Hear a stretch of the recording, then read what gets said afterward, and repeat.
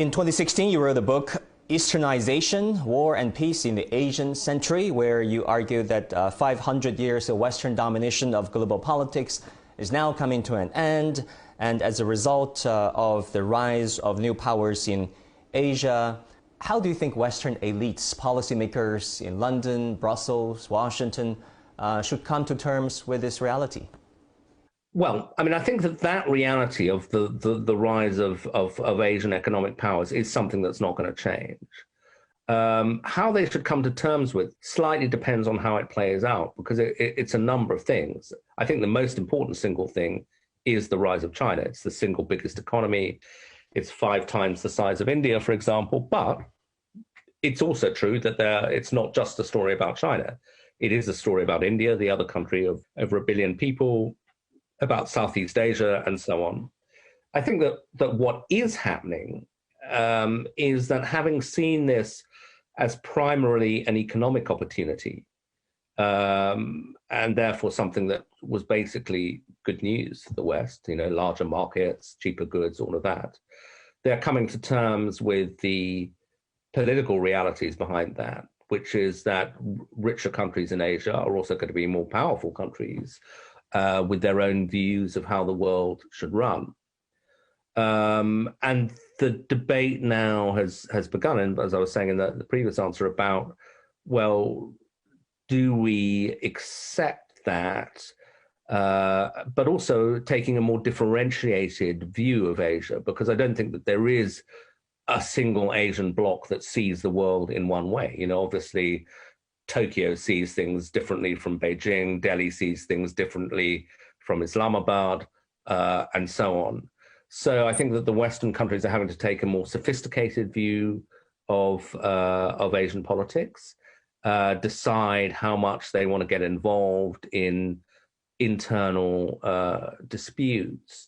All right. In your book, Easternization, you talk about this coming century being the Asian century.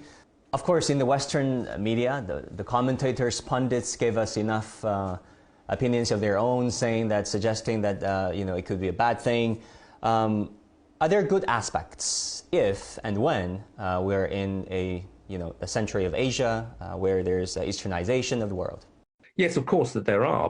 One of the aspects of Easternization is a rapid rise in wealth in Asia, and huge opportunities for people to live a better life that they might not have had before. A friend of mine who said that, he's lived through this period where China's gone from relative poverty to being essentially a middle-class society in the big cities, at least, and saying that he felt that when he first visited Europe, that the living standards he saw there, that maybe by the end of his life, China would be the same.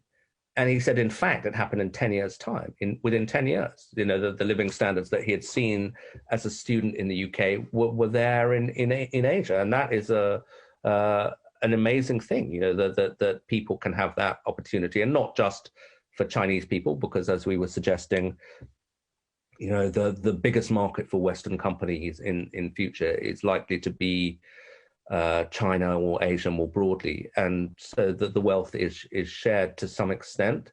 I think it also creates some challenges, the geopolitical ones we've talked about, and managing that is really the central political problem of our era. I'm not totally confident we'll do it, incidentally.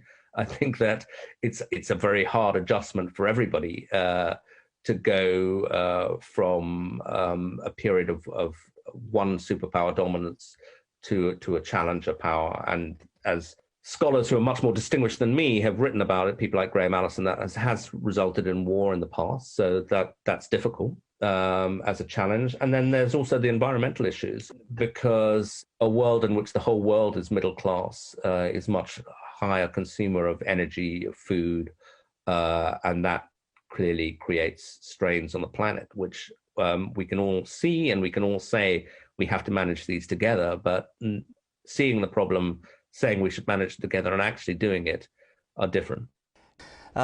Gideon, you said once that a large part of America's emerging struggle with China will be a battle for economic influence around the world, and America's disarray is China's opportunity. How do you see this economic battle evolve going forward? Well, it's very, very multifaceted.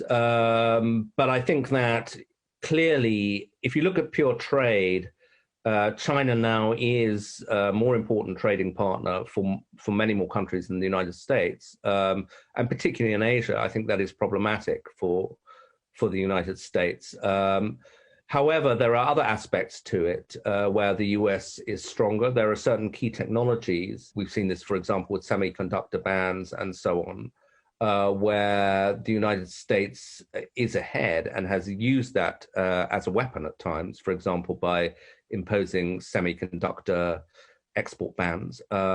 However, I think those are things that China can, with some effort, probably match America on. I mean, I remember a leading American industrialist saying to me, these bans are kind of stupid because they're just telling China, you have a weakness there, you have a weakness there, and China will go ahead and try and fix those things. Biggest struggle, really, though, and the one where nobody in the world, China included, yet has a response, is the role of the dollar in the global financial system. It is the world's global reserve currency. And that gives America enormous power to impose financial sanctions. There are many in America who worry that they're overusing that weapon, and that over time, people will get fed up and develop alternatives, which may be the euro or the RMB, or maybe a kind of currency like Bitcoin or something else. But for the moment, there isn't really a challenger to the dollar as the safe haven currency, and that does give America enormous economic power, even though by some measures, China is already the world's largest economy, and it's certainly the world's largest manufacturer and exporter.